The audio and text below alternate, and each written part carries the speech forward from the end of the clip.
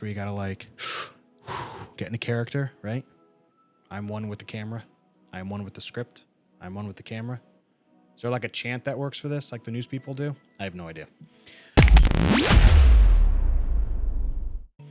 All right, so ladies and gentlemen, welcome to Cyber Circuit episode number 2. This is your weekly journey through the latest in gaming releases, tech innovations, and digital trends.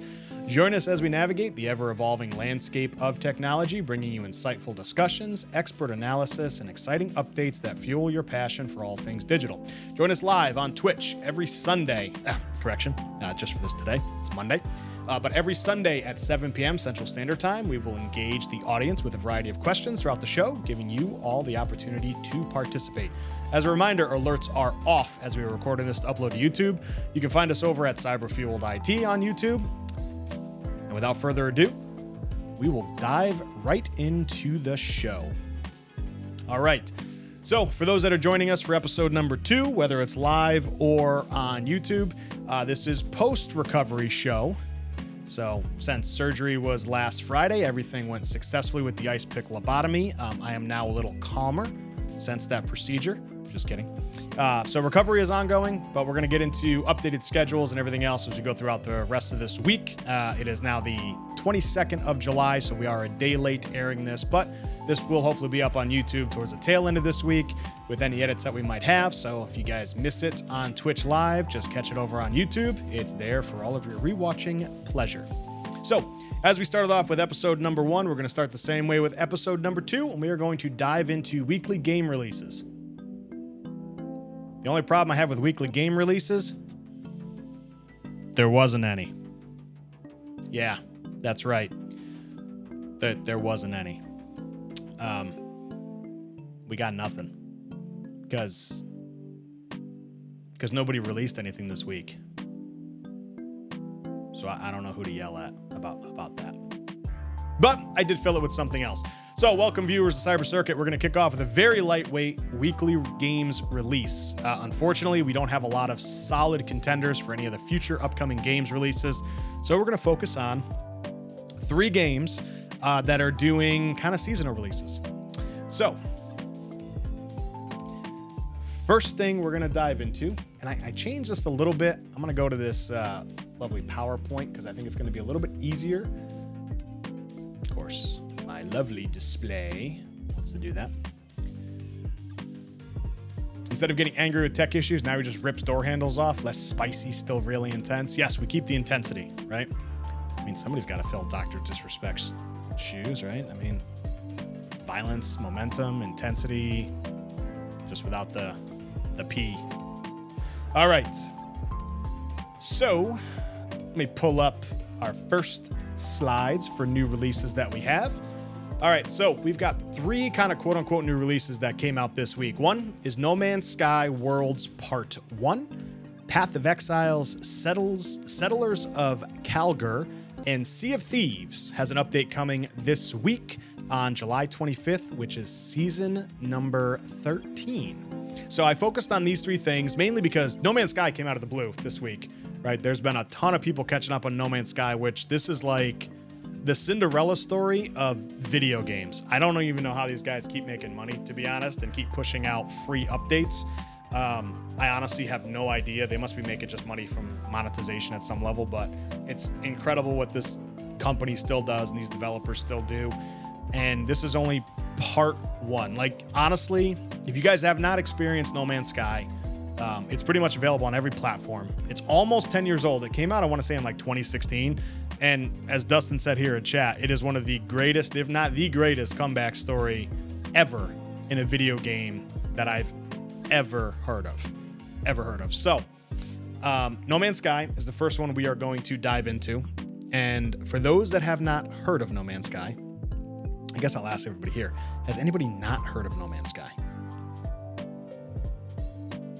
Has anybody not heard of No Man's Sky? Because if you haven't, I'd be shocked. But if you have, the latest update basically reworks the entire base game. Everything has been reworked. They've reworked clouds and waves and oceans and the planets, and the randomization on how the planets happen and all the generation. I do apologize for the video. I tried to get a higher quality off of YouTube, and YouTube said, no, not gonna happen. So I have this real awful 360p thing. So it's awful, but it's a free update, right? You guys, it's part 1 of like part 2 that they'll have another part coming with additional updates, but they've revamped everything. You can craft ships, which I think they've added ship crafting at some point. You can land on the water. After almost 10 years, you can finally land on the water. You can basically change everything. There's new biomes, new creatures.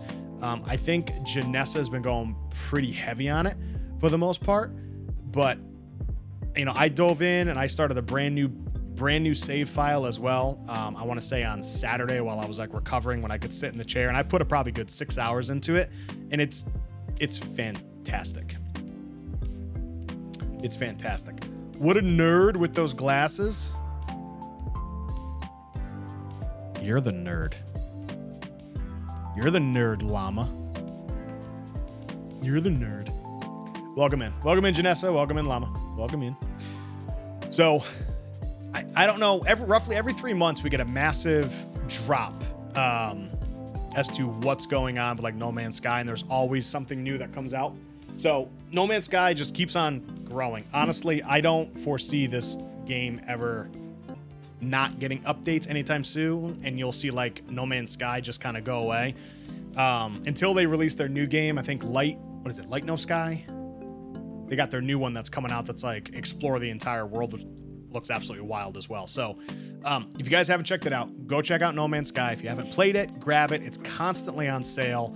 I want to say it's available on everything, but I don't even, is No Man's Sky on Twitch now? Or not Twitch? Good Lord. We're starting off strong, ladies and gentlemen. Strong. Is it on Switch yet?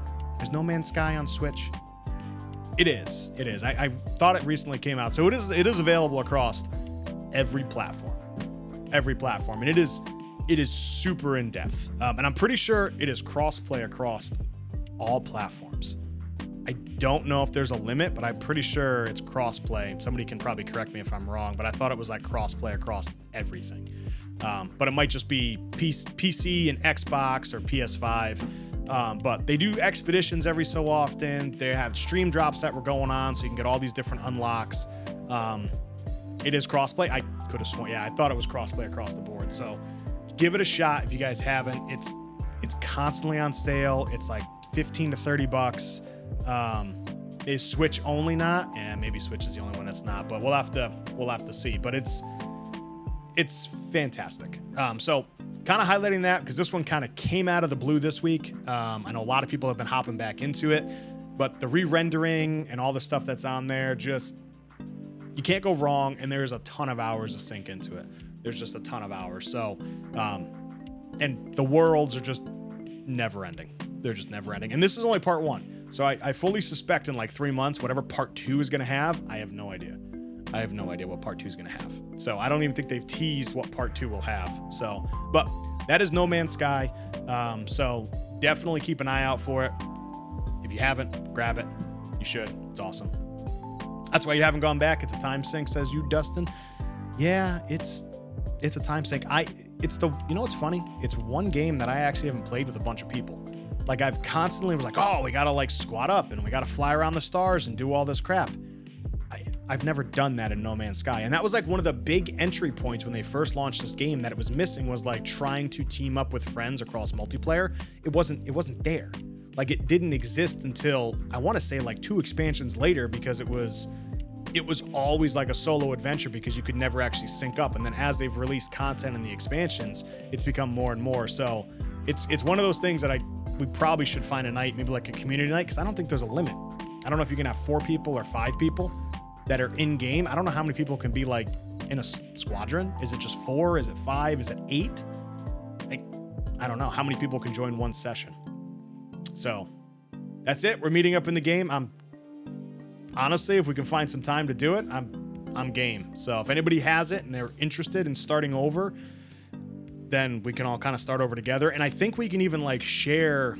I think you can share the like the location of the bases you build, and you can keep popping back in there, and we can all edit it and all different sorts of stuff. So it's like a giant just Minecraft type deal. So again, I haven't played a lot of it outside of being the solo, but Dustin, I don't think you have to start over.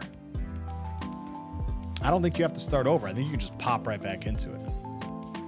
I started over because I don't know if the new biomes generate with the old save files. So I wanted to start fresh, and the last time I played was like 2 years ago. So I did a fresh restart over 2 years. So I could probably hop back into my other saves and everything will be there. But I know at one point they said they recommended starting a new save. So you only made it back to your ship at the very beginning, and that was it. I've done the beginning like 50 times, Damia. 50 times. So last time you played was a year and a half. Yeah, last time I played was 2 years ago. My save was almost 2 years to the date, or a little over 2 years. So, all right, but that is No Man's Sky, and that is Worlds Part 1. Keep a lookout for Part 2, because Sean loves to shadow drop this stuff, just always. He's always shadow dropping stuff. It's wild. It is wild. All right. Game number 2 probably needs no introduction. It's available on PS5 now, welcoming the PlayStation community. It's available on Xbox. It's available on PC, and that is Sea of Thieves. And Sea of Thieves has has an update coming July 25th, which will be for Season 13. It's got the return of some big bad guy with, I guess, like a flaming ship and a bunch of like 10 cannons. I'm not a big Sea of Thieves person. I know we talk about it between friggin' nerds and all of us about getting together and sailing the high seas and grouping up and playing Sea of Thieves. I never was able to solo it because you always needed a group. So I never really got into it. So again, just wanted to highlight that this one's coming. It's supposedly got a bunch of new things, a bunch of new puzzles, a new ship. You can like pledge your allegiance to this guy. So again, Sea of Thieves is actually coming with an update for those that actually play it. Just wanted to highlight it here. I don't really have a lot to say on it. Never played it outside of like 5 minutes of it. Part 2 is later this summer for No Man's Sky World Part 2. Oh, excellent. Okay. So literally about 3 months. So probably sometime in September we'll see it. Sometime in September. So is anybody hyped or excited for Sea of Thieves? I know some people play it, but I don't think we've had a lot of folks that have like dived into Sea of Thieves, and it's like their daily grind. So haven't tried it. Yeah, I haven't. Outside of like trying to get into it, never really got into it. Like I said, this week's a little weak this week, but you know, it is what it is. All right. And latest game number 3, again, this is an update. This is Path of Exile. So I am a massive action RPG type of player. So Last Epoch, Diablo style, like isometric, top-down, looter type games. I've been playing those for years.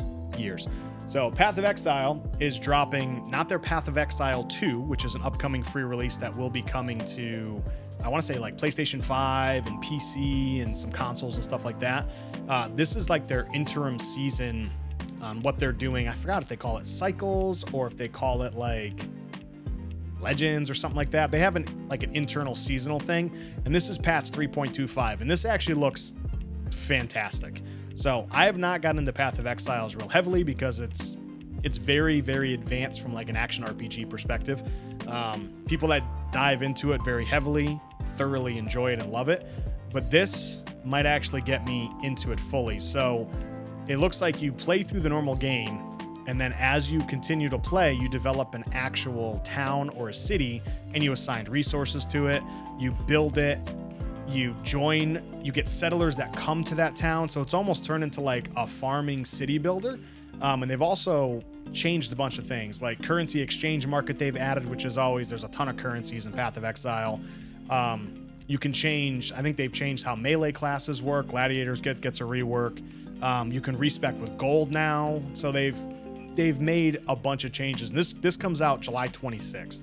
So I don't know if anybody's ever played Path of Exile or not into those isometric top downs, but this has a ton of features coming, a ton of new things, and it's free. So if you haven't played Path of Exile, give it a shot if you're looking for something, and it's fully free. Don't have to buy anything. It's a very good action RPG, and it's very, very in-depth. So just highlighting this because this is the only other thing that I saw that was coming out that was somewhat interesting. Outside of that, I have not seen any new game releases that are coming roughly until August and September. I think in August, which is next month, in literally like 9 days, I think we have Star Wars Outlaws that'll be dropping. So I know James is going to be covering that. That comes out on the 30th. And I want to say there's something else coming in August as well. And then I think in September, Space Marine 2 drops. Obviously in June, we had Elden Ring DLC that dropped. But were there any new releases that you guys were looking forward to? Were there any new releases that I missed that weren't on my list of things? Like, these were just kind of add-ins, but I didn't see any new releases that dropped from actual games, and I don't think I see anything by August. Black Myth in August. Yes, that's the other one, Mar. Thank you very much. Black Myth in August looks phenomenal. That looks fantastic. So that's what we have for kind of new releases for this week. No Man's Sky Worlds was kind of a nice little shadow drop for everybody. You've got Sea of Thieves, the new season that'll drop on season 13 on the 25th. And then on the 26th, we have Path of Exile, Settlers of Calgar. So hopefully you guys find those interesting. Hopefully it's something new that you maybe haven't seen before. Again, might not be your cup of tea with the types of games. Obviously, I'm not a Sea of Thieves person, but I am an action RPG. So Path of Exile is always one of those things that's intrigued me and also scared me because it is incredibly in-depth. So, are there any other game releases in July that are coming out that you guys were expecting or looking to see? Does anybody have any that I'm not aware of? Were there any indie games? I know sometimes indie games get released pretty heavily on Switch because they've had a lot of partnerships with them, but I have not seen a lot of stuff coming from like indie developers.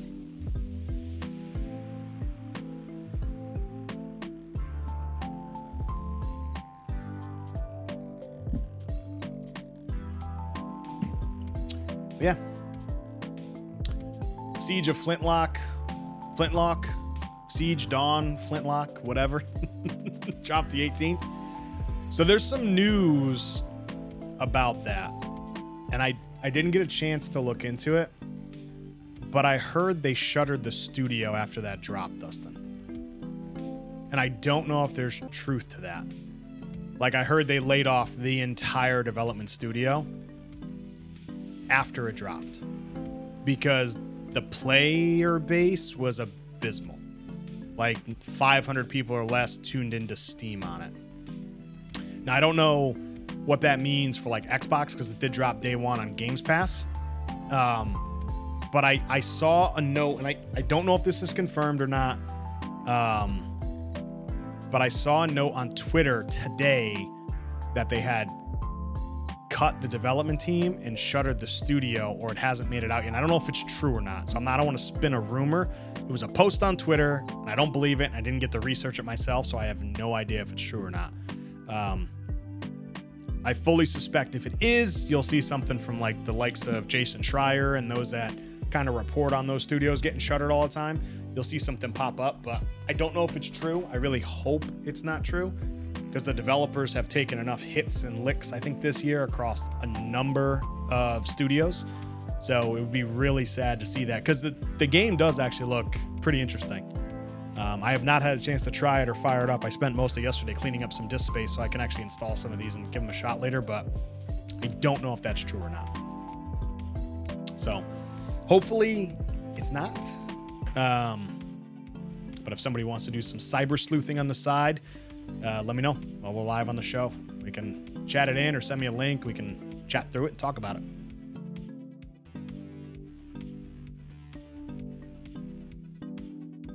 Ugh. All right.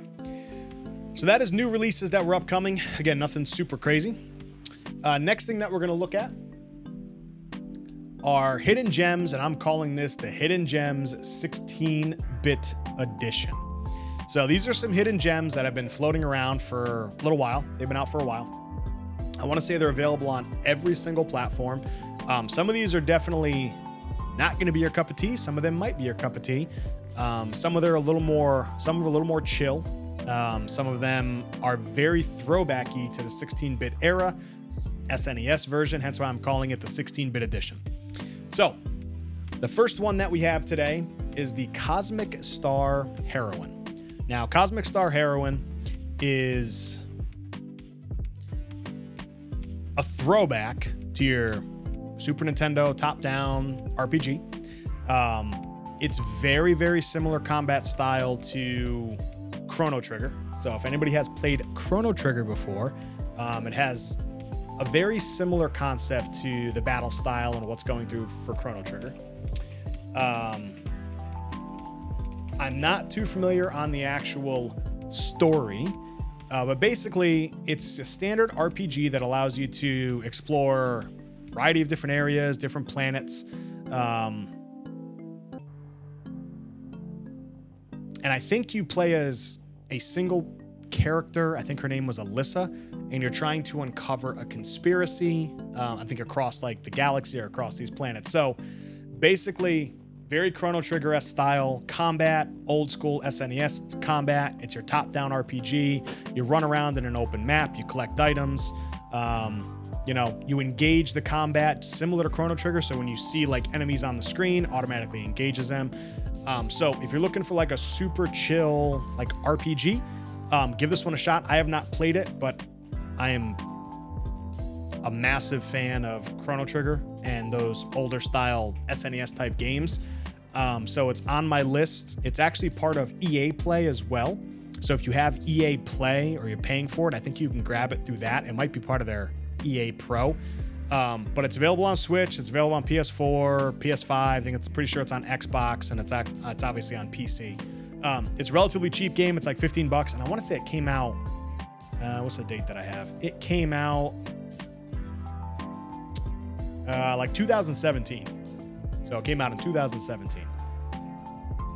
So it is rocking some very positive reviews on Steam.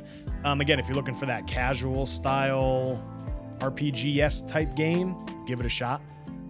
Could be just something to chill. If you got to go on a long flight, you want to throw it up. It's probably got a good 15 to 30 hours of playtime through it. So I'm really hitting those games you've never heard or seen before. That's the purpose, Dustin. That is the purpose. And I took everybody's suggestion. I added gameplay. I added gameplay in here. So it'll loop through actual gameplay so you can kind of get an idea. Whether it's critical part of the story, I have no idea. I just grabbed a bunch of content and threw it together. So that is the Cosmic Star Heroine. Again, you're Alyssa, you play as a secret agent, and you're trying to uncover a massive conspiracy. So if you like Chrono Trigger, if you like Super Nintendo style top metric games like this, give it a shot. If it's not your cup of tea, now you know. Now you know. All right, that is Hidden Gem number 1. Hidden Gem number 2 is Crosscode. Crosscode, again, we're going back to the Super Nintendo 16-bit eras. So Crosscode, I've played a little bit of it. It is an incredible RPG. You basically run around. You've got live action combat, very similar to like Secret of Mana, as you can kind of see on the screen here with the video that's going through. You go through different sections. It has a relatively good story. But the game is relatively long. So the game is actually 30 to 80 hours. It is an incredibly large world to explore as you go through. And again, it's more retro styled. So again, we're back into the SNES retro style that you're going through. And basically, it's fantastic at the end of the day. It's actually a really, really good game. Good combat. 30 to 80 hours is a huge dump. There's probably some completionist in there, Dustin, for the most part. But you got some really good storytelling. You've got some really good combat. If you get it on Steam, you get a ton of different achievements for everything. I want to say that, just like the older Super Nintendo games, there's not a lot of markers as to where to go, so you can get lost, right? There's no yellow paint everywhere. So you can probably find yourself in like puzzles or certain things like getting lost, because in all the new games, you guys might hear the joke, oh, there's yellow paint. Just go where the yellow paint is and you can run everywhere because the yellow paint kind of guides you. This really doesn't have that. So give it a shot. it's almost like a puzzle game in a way. It's like a combat puzzle / top-down RPG. So like it's not combat oriented 100%. So you need to go from like point A to point B and solve the puzzles in the room as you go through. But there is combat that's involved there as well. So the story's really good. A lot of different things to go with the game. Give it a shot. Again, it's on Switch, it's on PS5, it's on Steam, it's everywhere. And it's actually a really solid game to burn some time with. So that is Crosscode. All right. Last hidden gem that I have is Monster Sanctuary. I was about to call it Monster Hunter Sanctuary. Monster Sanctuary. So Monster Sanctuary is a very, very good Metroidvania game where I sank 60 hours into this game. It is incredibly addicting. So basically you get to pick your starting level monster, like wolf or falcon or whatever you want. And then you go around the world in a Metroidvania style map and you collect monsters. You find monster eggs. You breed them together to create stronger monsters. You basically get different equipment, different attacks, different skill trees, the whole thing. It is a fantastic Metroidvania style game where you collect monsters. You get 2 separate teams. You have 6 monsters essentially. And as you go and you fight different monsters in different teams, you can swap your monsters back and out basically on what they synergize with, what they wouldn't synergize. It's fantastic. It's Palworld and Pokemon except in space. No, there's no space. You're in a world. So you're in a world and basically you're trying to become the next big monster trainer. And you get to pick and build all different sorts of monsters and breed them, find different items, trying to uncover like a big plot on certain things that are going on, trying to prevent prophecies. It's freaking fantastic. And it is incredibly difficult too. So it's kind of a mix of like hard and fun at the same time, but you have to collect all the monsters, and there's light monsters and dark monsters, and you can combine them and do all sorts of crazy stuff. So it's got a good, they've done free updates on it too over the last they've added like new areas on the map that you can go and explore. Each monster has a certain skill too that you can use in the open world. So basically if you need like a falcon to get you from point A to point B, each level of that falcon or that monster will only have a certain flight time that it can fly you or carry you over. So you've got to upgrade to the next level so it'll take you a little bit further. Some of them give you jumps or different attacks so you can break walls and stuff because they're protected. So the monsters are almost like your weapons in Metroid to break certain doors and stuff like that. They've got different skills that'll let you break those areas so you can get in and continue to explore. Skill trees, so you can literally get multiple monsters. You don't just get one. You can have, on the screen here, we've got Magma Pillar. You can get multiple Magma Pillars and level up each skill set differently and then combine them and do certain things like that as well. So it's Palworld and Pokemon. Nope, and it's not even Souls. Not even a Souls game. It literally, you engage in Pokemon battle type combat. So when you engage monsters on the screen, you pull your monsters out and you can pick the lineup out of the 6 that you have that are ready to go out. And you can swap the lineup on a fly. So if you have something that's weak against something that you just ran into, you can swap it out if you've got something that's going to be strong against it so you don't get crushed. And every monster gets individual skill points. It's crazy. And it's relatively cheap. It's $15. I want to say it's on Games Pass today. It's been on Games Pass forever. But it's been out for a while. You can sink a ton of time into it. And if you're into the Pokemon style, collecting monsters, stuff like that, give it a shot.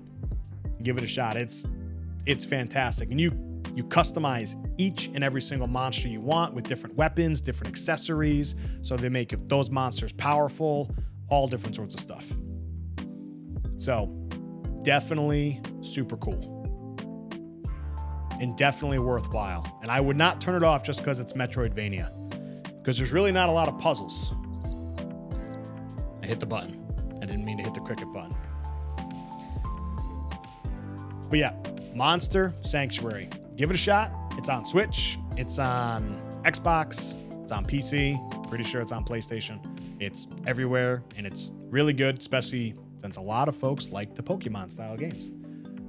We're going to talk Crowdstrike and what the hell Crowdstrike is and who Crowdstrike is and what exactly happened on Friday that stood still, where flights were canceled, people couldn't order their coffee, and everybody was like, Microsoft Windows shit the bed. That's not exactly true, since it really wasn't a Microsoft issue. And I've kept this incredibly entry level without getting into the deep nitty-gritty details and technical gibberish of it. So for those that aren't aware, on Friday, and some of it actually happened, I want to say late Thursday evening going into Friday, things went poop and stuff stopped working.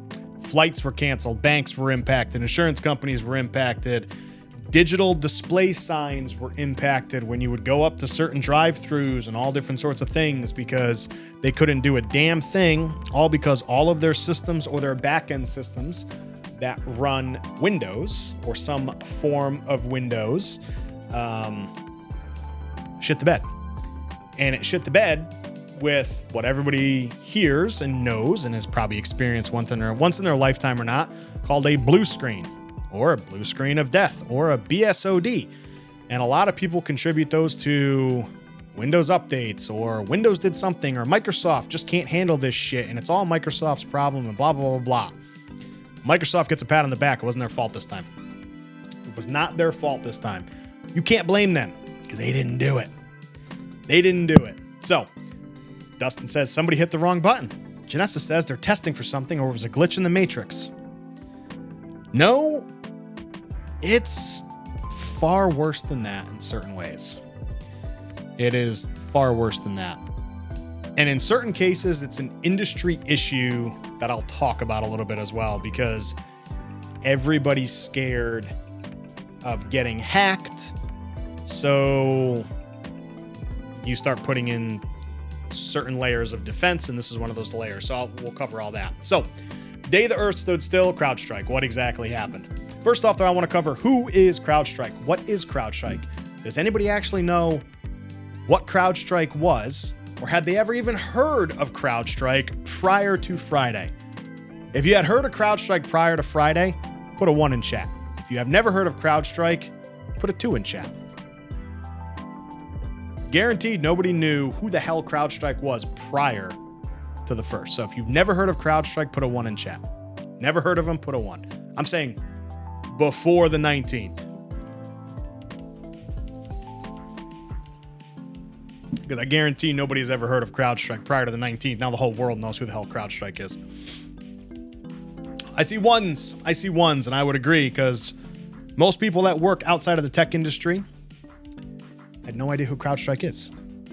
Because it's not your Nortons, and it's not your McAfee's, and it's not your Bitdefenders, and other companies out there that do antivirus, anti-malware, endpoint protection was what a lot of people call this stuff. So, Crowdstrike is a cybersecurity company with roughly 29,000 customers. They run an anti-malware, antivirus, zero-day protection platform called Falcon. That's what they call their platform. It's called the Falcon platform. One thing to keep in mind in here is the Falcon platform runs on what we call a kernel level driver. Now, if anybody has ever seen a blue screen before or an error, you might have heard the term kernel or kernel level driver or kernel error somewhere in the blue screen. A kernel level driver or a kernel error basically means it's happened at the highest level of authority. When you have a kernel level driver, that means that it's operating above user level permissions. So it has full access to the entire system. And it's good, and it's also incredibly tricky and bad depending on how you write drivers.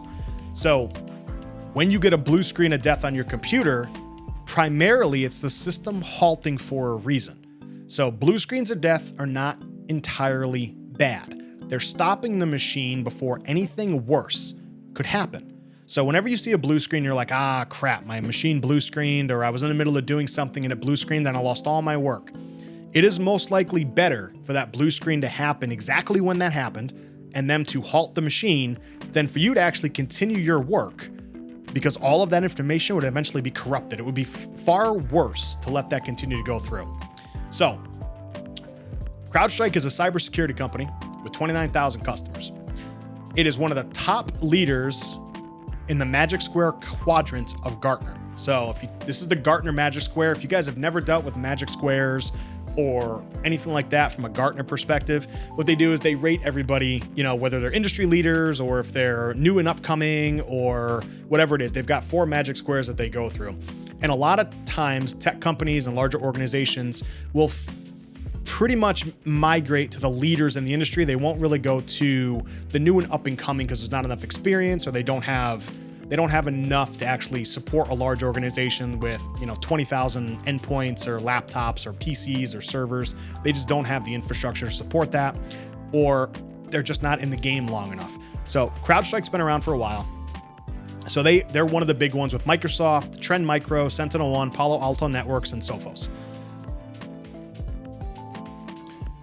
So this is basically who CrowdStrike is. Now, Falcon, and I have a blurb down on the bottom because I wasn't going to just write my own thing. This is directly from CrowdStrike as to what it is. So Falcon is the CrowdStrike platform purpose built to stop breaches via a unified set of cloud-delivered technologies that prevent all types of attacks, including malware and much more. So I'm going to pause right there.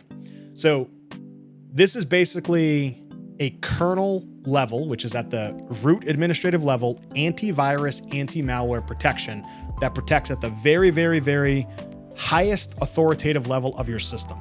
So it's not like an antivirus level to where you have Norton installed or an antivirus installed that you can end the process and remove the application easily. This is the same thing, but it sits at the very highest level. So remember that it's at the highest level. So it has full control over the system. And there's a key call out here on my next slide as to what we call a boot start level. Now, what that means is it's required to boot with your machine. So as I kind of explain this, you're going to see why these machines got stuck in an infinite loop. And the triage of this is an absolute freaking IT nightmare with a lot of this stuff. So the sophisticated attackers are going beyond malware, which is true. If anybody has ever been through a cyber incident, it sucks. It sucks. Going through a cyber incident is awful. It is, especially if you're in IT. It's bad from a business perspective. It's bad from an organizational perspective. It's also incredibly painful for the folks and the system admins that are trying to restore functionality to an entire organization that's been hit by a cyber incident. So these tools are incredibly helpful.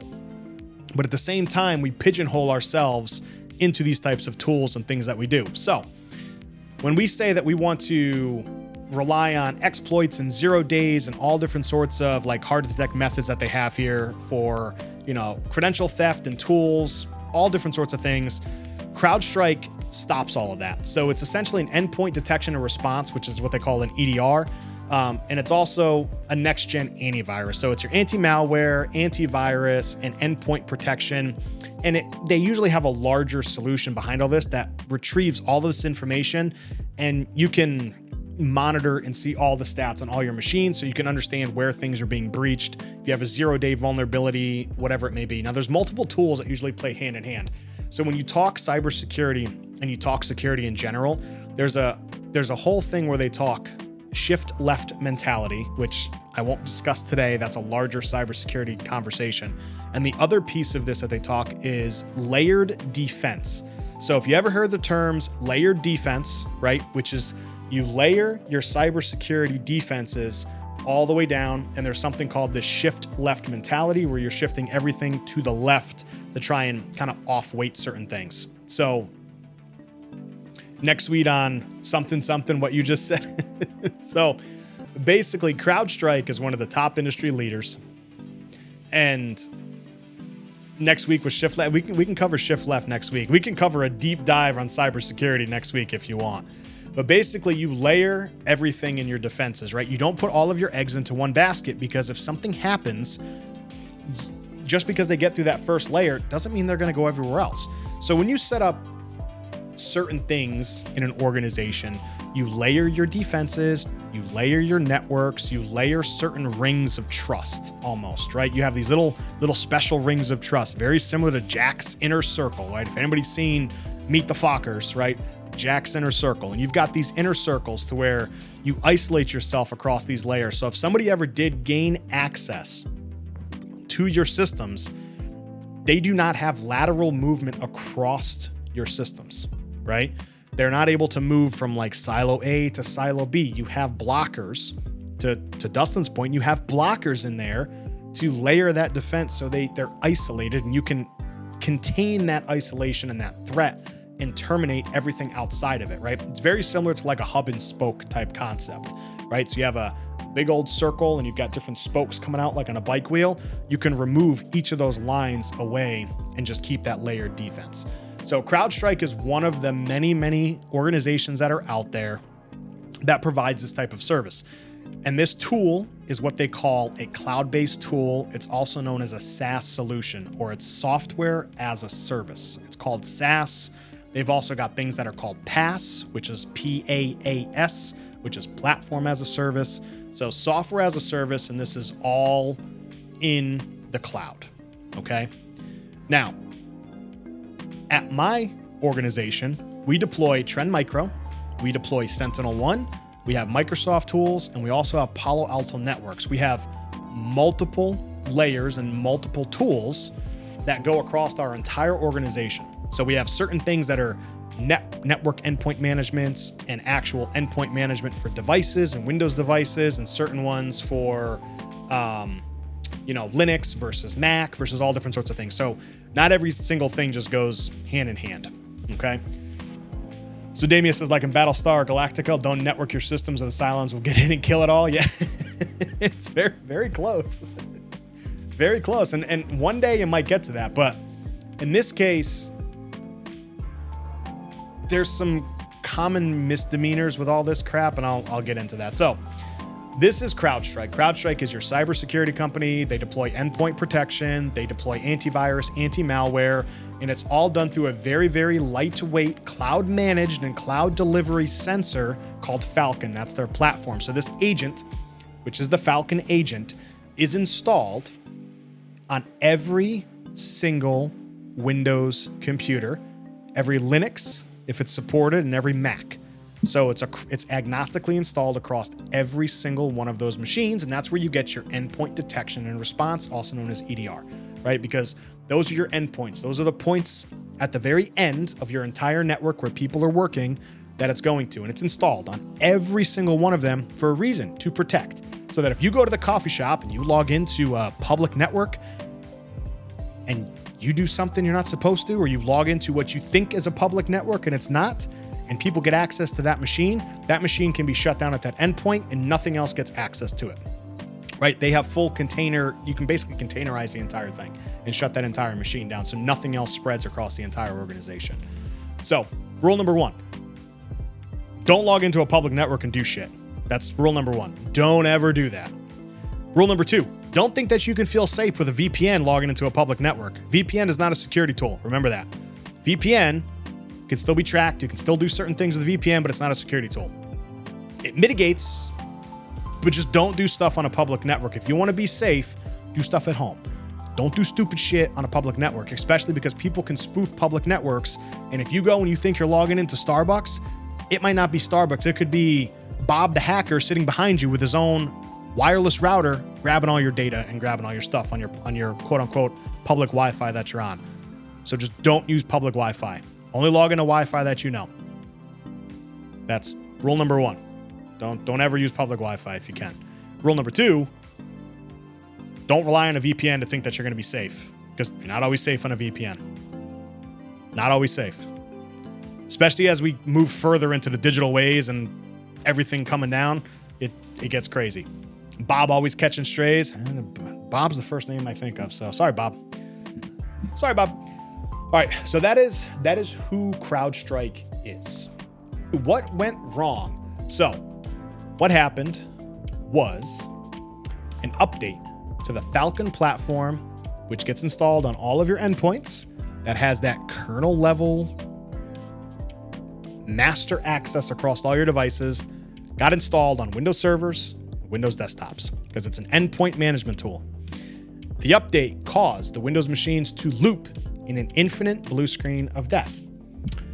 Using, basically, there's a bunch of technical stuff behind it, but basically it's calling on a specific file, which is this system file, this C-000 blah, blah, blah, 291.sys, was calling this file, and there's issues with this file, and it was causing the machine to just loop into an endless blue screen loop. There's a lot of reasons and still root cause analysis coming out, but basically an update was pushed to the Falcon platform, to those servers and those endpoints that caused Windows machines to infinitely loop across the board. Those machines controlled all of the applications and things you're used to using today. They're used in your banks, your airlines, your digital display boards when you order stuff, your flight tracking. That's why you guys saw screens and screenshots of people like on ladders getting up on the top of display boards to access those mini PCs that are behind there. Most of those digital display boards are run by a mini PC that sits behind it that you can control remotely. Usually there's a remote management tool on it. But because that machine was stuck in an infinite loop, the only way to fix this is to boot the machine into safe mode to actually go in and delete this system file. So that's why you saw people on ladders. That's why you saw people physically plugging in. You can't get to those devices remotely because you can't force them to boot into safe mode. Now, think about this. From an IT perspective, a lot of organizations are remote and they work from home. Now, Falcon is a SaaS-based solution in the cloud. So when it updated, it just needs to be connected to the internet. Regardless of what the company policies were, and this is where things are a little wonky, right? And I'm going to talk about that because we have a single piece of software that is used here to protect against a number of security threats across your organization. You're protecting against many different levels of security threats, malware, antivirus, kernel level execution, whatever it may be, right? That software became your single point of failure. And it hit so hard that you had people that were remote that didn't even have to log into their VPN. They just fired up their laptop on the beginning of the day, went to go get their coffee. It downloaded, the machine blue screened and reboots and constantly reboots, and that person can't work. So they call their IT help desk. Well, that IT person now cannot remote into that person's machine. So what do you do? Well, if you've got Angela, right? And Angela is not tech savvy. Am I going to try and walk Angela through booting that machine into safe mode, logging into the system, going to where this location is for this actual file and deleting it, which in theory could take 5 to 10 minutes per machine. Now, what if you have 25,000 laptops? And what if Angela isn't tech savvy? Now what do you do? Now what are you going to do? That's the simple version of it. That's the simple version of it. Most organizations run what they call BitLocker, which encrypts your hard drive to protect the organization and the data for if the laptop is lost. You can't boot into safe mode without the BitLocker encryption keys that are owned by IT. So now what do you do? So now you've got this cascading effect of layered security, right? So you've got the physical device, you've got BitLocker encryption that's encrypting your drive in case that drive is ever lost, so that laptop is lost, that any organizational data is safe on that drive and it gets fully encrypted and everything gets deleted and purged, right? After that, you've got to try and reach people over the phone. You've got to have them come into the office that you've now employed almost, let's say, a 80-20% remote workday. Like what if 80% of your employees are, what if you don't even have an office location? Now you've got to mail your laptop back. You've got to find boxing and packaging. And now you've got risk of assets being lost in the mail where these companies have to have those laptops mailed back, or they cross ship, or they have a bunch of laptops that are ready to rock and roll, and you're going to cross ship everything back and forth, where you're going to send something to your employees, and your employees are going to take that box and that packaging and send the other laptop back. That's if you have enough laptops to send out. If you got 20,000 employees, you're not going to have 20,000 laptops to cross ship. You might have a couple hundred for backups, but you're not going to have a one-to-one replacement across the board. So your software that was used to protect you became your single point of failure across the board. It's added hours of troubleshooting, analysis, and things that need to actually be fixed. And the biggest kicker is Crowdstrike marked this as a boot start driver. So remember I said before, boot start driver means it's required to boot with the machine. It's not like you can just disable it and reboot the machine and everything's fine. They've coded it in a way to where it's required to boot at the very base level with that very top level administrative access of kernel level access. So now you've got an infinite loop, because you can't get out of it. And if you throw a BitLocker encryption in there, forget it. So there's an industry problem with all this, right? So on my next slide here, I've got the aftermath. So basically, IT professionals have to physically touch every single endpoint to restore the functionality. Yes, it's a simple fix, but they physically are going to have to touch every single one of those, or somebody's going to have to go into safe mode and physically have to touch it. Remote workers that are impacted either have to be directed over the phone how to implement a fix, or they have to ship those laptops back, because there's no other way to fix it. You can't remote manage into it. You don't have network access when you go into, you can't even go into safe mode and log into the network because there's no network drivers that load in safe mode. It's just a massive dumpster fire. Laptops will have to be shipped back if they're not tech savvy, or cross ship. And now you're overnighting. So now your company employees aren't working. You've got assets that are fully down that cannot be restored unless somebody physically touches them. A lot of companies have downsized their IT department to where they've outsourced a lot of this stuff. So now you're talking like MSP work or third-party vendors that are handling this for them. That is going to cost a ton of money for those organizations. A ton of money. I mean, if you're talking 2,000 laptops at 5 minutes per fix, and that's if you can fix a laptop in 5 minutes, right? Let's just put a time on it. 5 minutes times 2,000 laptops. We'll do the math real quick.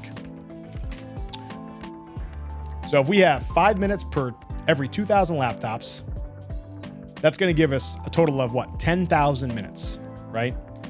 60 minutes in an hour gives us 166 working hours. It's 166 working hours to fix 2,000 laptops. Scale that to 20,000, 25,000, 30,000. It becomes exponential. It is not, I mean, nonprofits, like small organizations, it might be a little more manageable. Maybe they're not running like BitLockers and stuff, but it's an absolute mess. Now here's where things are a little tricky. So from an industry perspective, we have backed ourselves into this fear of, we need this type of software protection. You need this endpoint management. You need this to manage and secure your environment, which is fine. Now, most of the time when you have a large, it was worldwide, Janessa. It was worldwide. It impacted everybody. They have 30,000 customers worldwide. It was everywhere. So if anybody's ever worked in like software deployments or IT, or I'll give you guys a little bit behind the curtains as to how software deployment works. Basically what happens is you have a number of lower environments when you deploy software, right? And they usually call this the software development lifecycle, or SDLC is what it's usually called. So this software development lifecycle has a number of lower environments.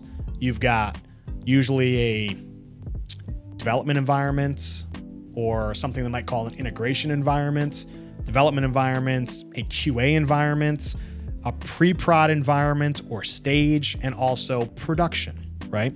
Production is what it sounds like. It's your production environment. You deploy to production when you've gone through your entire life cycle and you've tested all of this. So as you're walking through this entire process with what happened with Crowdstrike, Crowdstrike deployed this update and it automatically applied to all of these computers. Regardless of the environments that these organizations have stood up for testing purposes. Remember I mentioned the rings? You have these certain rings of trust. Well, when something gets approved in your lower environments and it works and it doesn't crash, you move through this life cycle until it gets to production to ensure you don't run into critical errors like this.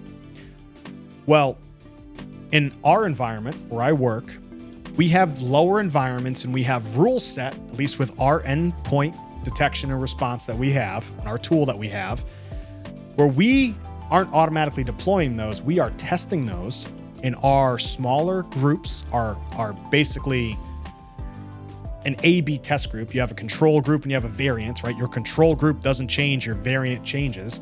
So our variant group gets those new changes. If we started seeing screens and laptops blue screening, we know we got a problem with the variant. We're not going to move that forward. That's going to halt. It's going to stop that deployment. We're going to say, we got problems.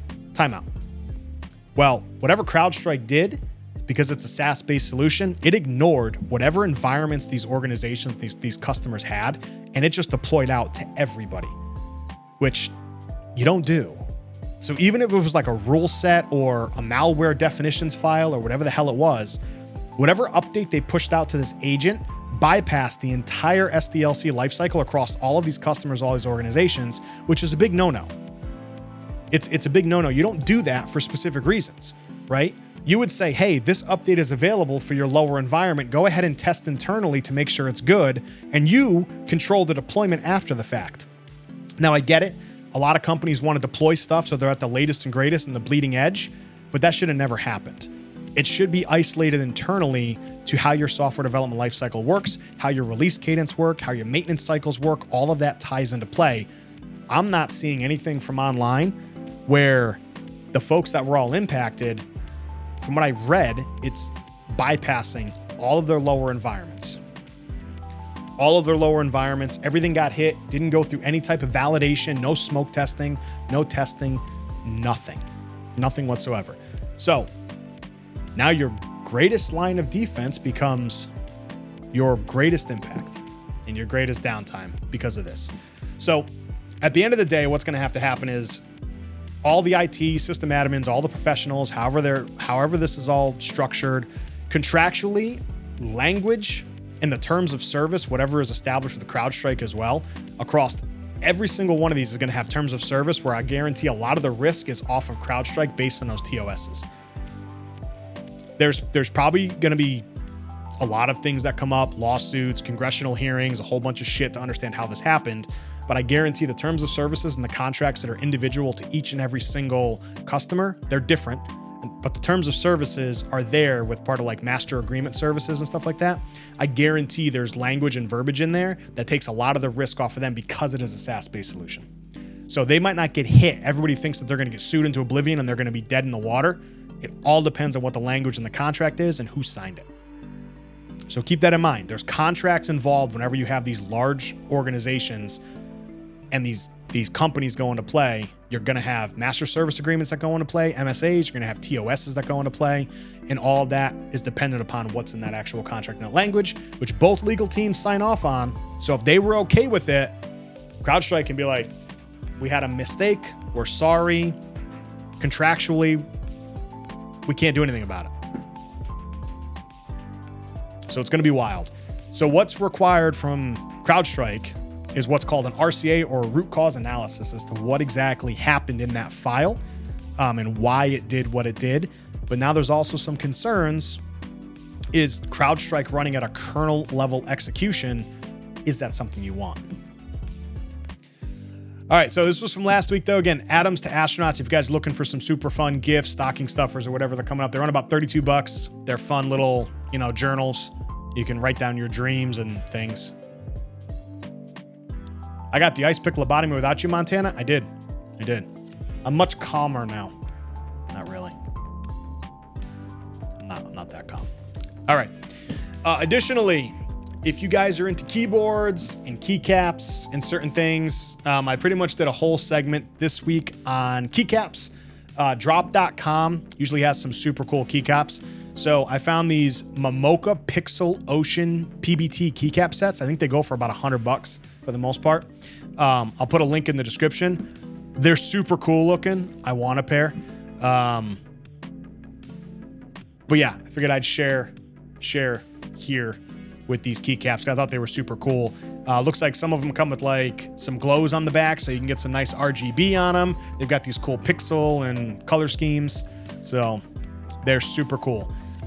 For anybody that is interested, so I am not a big custom keyboard person, but if you guys are interested, maybe we'll do a stream with custom keyboards and pulling off keycaps and stuff. So keyboard building can be super fun and also super freaking annoying. There is a lot that goes into, like, if you want to build your own custom keyboard, you totally can. But at the same time, it can be overwhelming and god awfully expensive. So I try to find like the really cheap stuff if somebody wants to get into. So if you're looking for like a specific tactical clicking noise, or you want it to hear different things, we can build some of that stuff out. But there's so much stuff out there. I'm not a pro at the keyboard thing because, one, some of these keyboard and like these frames, they're like $200. I'm sorry, I'm not spending $200 on a keyboard. I have a tough time like spending $60 on a keycap. Like $60 for a bunch of keycaps is still a lot. So if you can find like a really good solid keyboard, and if you guys are interested, Keychron is actually a really good brand to kind of like entry level start out with.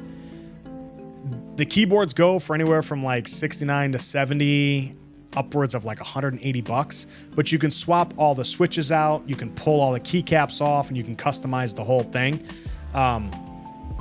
It's super fun on how people do it, but man, it's wild with these keyboards. So I figured this would be something fun you guys can see. Drop.com has a ton of keyboards and keycaps, and you can get stuff relatively cheap there. There's also some other third-party sites if you guys are looking for keycaps, but I saw these, thought they were super cool, really fun-looking, stuff like that. So figured I'd share them out. The other ones that I have are these Red Suns, these GMK Red Samurai collection. I thought these were super cool. These are also on drop.com. You can get the custom cable here, all different red and black keys that go with them. They're super cool. These also come in, I think, blue for the most part. Super cool stuff. Again, these keycaps go for like $130.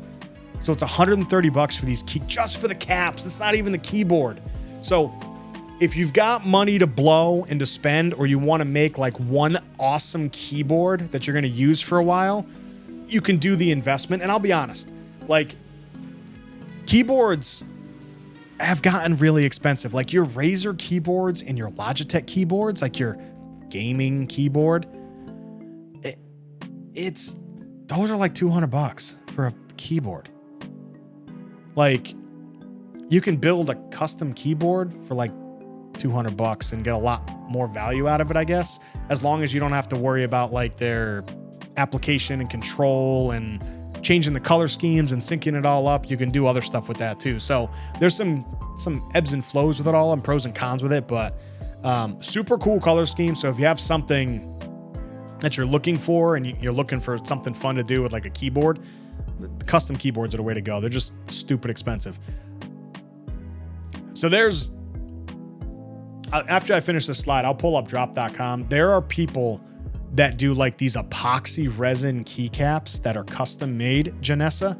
Not even so much like painting keys, but like they mold, and like they're wild looking. They're all over Etsy now too, and they are insane. Like the people that do that they've got some talent. Like it's wild.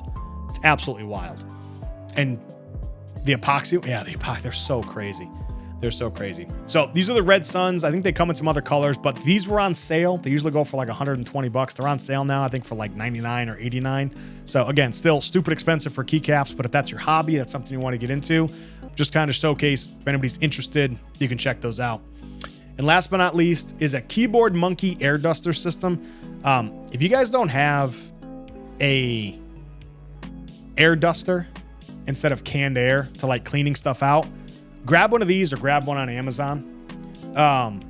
It's just for getting all the crumbs, like for me, it's all my Pop-Tart crumbs that sit inside of my keyboard. So this lets you blow it out. It comes with a little brush on it so you can blow everything out.